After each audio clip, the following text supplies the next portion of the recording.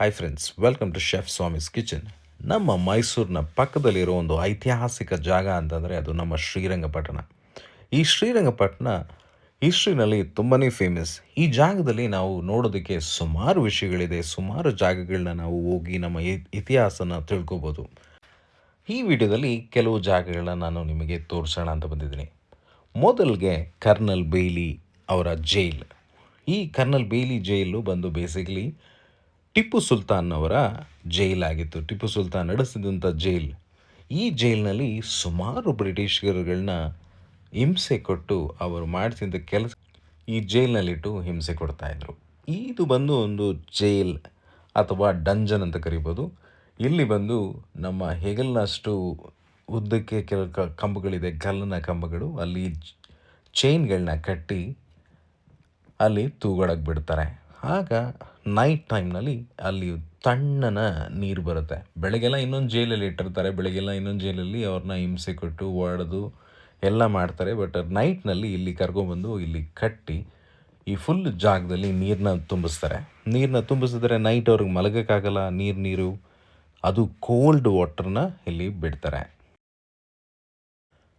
ಇದೇ ಥರ ಅವರು ಇಲ್ಲಿದ್ದಂಥ ಒಬ್ಬ ಬ್ರಿಟಿಷ್ ಅಧಿಕಾರಿಯ ಹೆಸರೇ ಕರ್ನಲ್ ಬೇಯ್ಲಿ. ಈ ಕರ್ನಲ್ ಬೇಯ್ಲಿ ಇಲ್ಲೇ ಅವರು ಸಾವನ್ನಪ್ಪಿರ್ತಾರೆ. ಆ ನೆನಪಿಗೋಸ್ಕರ ಬ್ರಿಟಿಷರು ಟಿಪ್ಪು ಸುಲ್ತಾನ್ನ ಕೊಂದು ಅದಾದಮೇಲೆ ಈ ಜಾಗನ ಅವರು ತಗೊಂಡಾಗ ಈ ಜೈಲಿಗೆ ಕರ್ನಲ್ ಬೇಯ್ಲಿ ಅಂತಲೇ ಹೆಸರಿಡ್ತಾರೆ. ನೆಕ್ಸ್ಟು ಇಲ್ಲಿಂದ ಸ್ವಲ್ಪ ದೂರದಲ್ಲಿ ಹೋದರೆ ಟಿಪ್ಪು ಸುಲ್ತಾನ್ನ ಸಮ್ಮರ್ ಪ್ಯಾಲೇಸ್ ಸಿಗುತ್ತೆ. ಈ ಪ್ಯಾಲೇಸ್ನ 1784ನೇ ವರ್ಷದಲ್ಲಿ ಇದನ್ನು ಕಟ್ತಾರೆ. ಇದನ್ನು ಬರ್ಮಾದಿಂದ ತಂದಂಥ ಟೀ ಕುಡ್ನಲ್ಲಿ ಎಂಟೈರ್ ಸಮ ಪ್ಯಾಲೇಸ್ನ ಅವರು ಬಿಲ್ಡ್ ಮಾಡಿರ್ತಾರೆ. ಇದರ ಒಂದು ಸಮ ಪ್ಯಾಲೇಸ್ ಈಗ ಅದನ್ನು ಒಂದು ಮ್ಯೂಸಿಯಂ ಆಗಿ ಯೂಸ್ ಮಾಡ್ತಾರೆ. ಅಲ್ಲಿ ಅವರು ಉಪಯೋಗಿಸಿದಂಥ ಗನ್ಗಳು, ಅವರು ಉಪಯೋಗಿಸಿದಂಥ ಕತ್ತಿಗಳು, ಹಾಗೆ ಅವರು ಉಪಯೋಗಿಸಿದಂಥ ಬಟ್ಟೆಗಳು ಕೂಡ ಈಗ ಅಲ್ಲಿ ನೋಡೋಕ್ಕೆ ಸಿಗುತ್ತೆ. ಬಿರಂಗಿಗಳಿದೆ.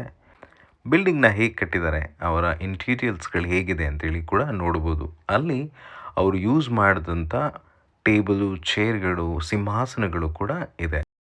ಶ್ರೀರಂಗಪಟ್ಟಣ ಅಂತ ಕರೆಯೋದಕ್ಕೆ ಮುಖ್ಯವಾದ ಕಾರಣ ಈ ದೇವಸ್ಥಾನ, ಶ್ರೀರಂಗನಾಥ ಸ್ವಾಮಿ ದೇವಸ್ಥಾನ.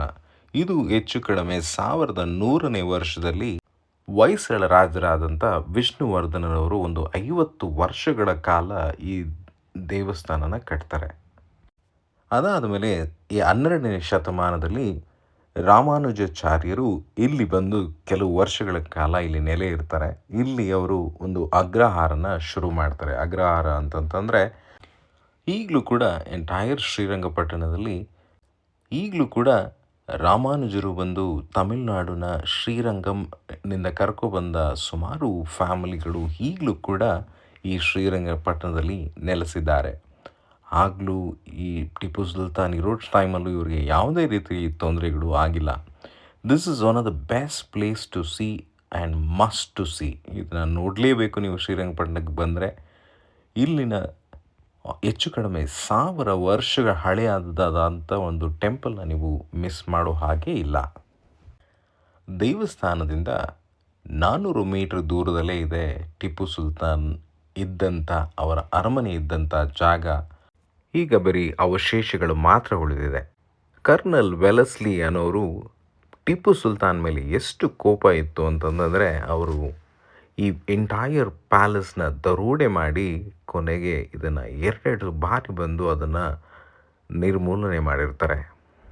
ಫ್ರಾನ್ಸ್ ಬಚ್ಚರ್ ಅನ್ನೋ ಒಬ್ಬ ವ್ಯಕ್ತಿ ಈ ಪ್ಯಾಲೇಸ್ನ ನೋಡಿ ಅವರು ಹೇಗಿತ್ತು ಅಂಥೇಳಿ ಅವರು ವರ್ಣನೆ ಮಾಡ್ತಾರೆ. ಅವ್ರ ಪ್ರಕಾರ ಇಲ್ಲಿ 2 ಫ್ಲೋರ್ ಇರುತ್ತೆ ಈ ಎಂಟೈರ್ ಪ್ಯಾಲೇಸ್ನಲ್ಲಿ. ಮೊದಲನೇ ಮಾಡಿನಲ್ಲಿ ದೊಡ್ಡ ಒಂದು ಲೈಬ್ರರಿ, ಕೆಳಗೆ under water facility. Entire palace ಎಷ್ಟೇ ಬಿಸಿಲಾದ್ರೂ ತಣ್ಣಗಿರಬೇಕು ಅಂತೇಳಿ ಅಂಡರ್ ವಾಟರ್ ಫೆಸಿಲಿಟಿ ಮತ್ತು ನೀರಿನ ವ್ಯವಸ್ಥೆ ಕಮ್ಮಿ ಆಗಬಾರ್ದು ಅಂತೇಳಿ ಪ್ಯಾಲೇಸ್ನಲ್ಲಿ ವ್ಯವಸ್ಥೆಗಳನ್ನ ಮಾಡಿದರು. ಈ ಬ್ರಿಟಿಷರಿಗೆ ಇಷ್ಟೊಂದು ಕೋಪ ಇದ್ದ ಕಾರಣ ಈ ಎಂಟೈರ್ ಪ್ಯಾಲೇಸ್ನ ಅವರು ಪುಡಿ ಪುಡಿ ಮಾಡಿಟ್ಟಿದ್ದಾರೆ. ಈಗ ಬರೀ ಗೋಡೆಗಳು ಮಾತ್ರ ಉಳಿದಿದೆ. ಜಮಿಯಾ ಮಸೀದಿ, ಇದು ಶ್ರೀರಂಗಪಟ್ಟಣದಲ್ಲಿ ತುಂಬಾ ಫೇಮಸ್ ಆದಂಥ ಒಂದು ಮಸೀದಿ. ಇದು 1786-87ರಲ್ಲಿ ಖುದ್ದು ಟಿಪ್ಪು ಸುಲ್ತಾನರೇ ಕಟ್ಟಿಸಿದಂಥ ಮಸೀದಿ. ಇದು ಲಾಲ್ ಮಹಲ್ನಿಂದ 1 ಕಿಲೋಮೀಟರ್ ದೂರದಲ್ಲಿದೆ.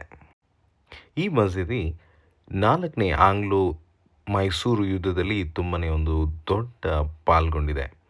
ಇದೇ ಮಸೀದಿನ ಅಕ್ಕಪಕ್ಕದಲ್ಲಿ 4ನೇ ಆಂಗ್ಲೋ ಮೈಸೂರು ಯುದ್ಧ ನಡೆಯುತ್ತೆ. ಟಿಪ್ಪು ಸುಲ್ತಾನ ಮಡಿದು ಸ್ವಲ್ಪ ಕಾಲ ಆದಮೇಲೆ ಬ್ರಿಟಿಷರು ಅದನ್ನು ವಶಪಡಿಸ್ಕೊಂಡಾದ ಮೇಲೆ ಈ ಮಸೀದಿನ ಒಂದು ಹಾಸ್ಪಿಟಲ್ ಆಗಿ ಯೂಸ್ ಮಾಡಿದ್ದಾರೆ ಆ ಟೈಮ್ನಲ್ಲಿ. ಇಲ್ಲಿ ಹಿಟ್ ಆಗಿರುವಂಥ ಎಲ್ಲ ಸೈನಿಕರನ್ನು ಕೂಡ ಈ ಜಾಗದಲ್ಲಿ ಅವರು ಫಸ್ಟ್ ಏಡು ಮತ್ತು ಚಿಕಿತ್ಸೆ ಕೊಡೋದಕ್ಕೆ ಈ ಜಾಗನ ಯೂಟಿಲೈಸ್ ಮಾಡಿದ್ದಾರೆ. ಹೋಪ್ ಈ ವಿಡಿಯೋ ನಿಮಗೆ ಇಷ್ಟ ಆಯಿತು ಅನಿಸುತ್ತೆ.